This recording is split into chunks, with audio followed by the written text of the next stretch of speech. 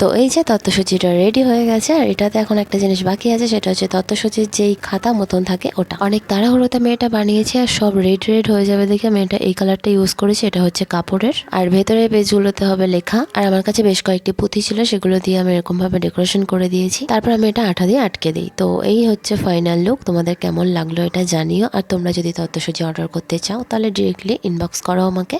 যারা ইউটিউব থেকে দেখছো তারা ইনস্টাগ্রাম বা ফেসবুকের মাধ্যমে আমার সাথে কন্ট্যাক্ট করো। শুধু তত্ত্বসূচির জন্য না, এছাড়া বরণগুলো, খৈদানগুলো, গাছকৌটো, পান পাতা, কুনকে, যে কোনো কিছু কাস্টমাইজ ডিজাইনের জন্য আমার সাথে কন্ট্যাক্ট করতে পারো। এই যে আমি ক্লে দিয়ে ধান, দুব্বো, শাখা, বলা, কড়ি অনেক কিছুই করেছি, আর সাইডে এরকম কলকা ডিজাইন করেছি। তোমাদের এটা কেমন লাগছে জানিও। এই আইডিয়াটা আমি নেহাদের একটি ডিজাইন দেখে পেয়েছি, আর এটাতে ভার্নিশ অ্যাপ্লাই করার পর কতটা গ্লসি লাগছে তো সেটা তো তোমরা দেখতেই পাচ্ছ। আরো কাজের জন্য অবশ্যই ফলো সাবস্ক্রাইব করে রাখো। দেখা হচ্ছে আরো একটি নতুন ভিডিওতে। টাটা।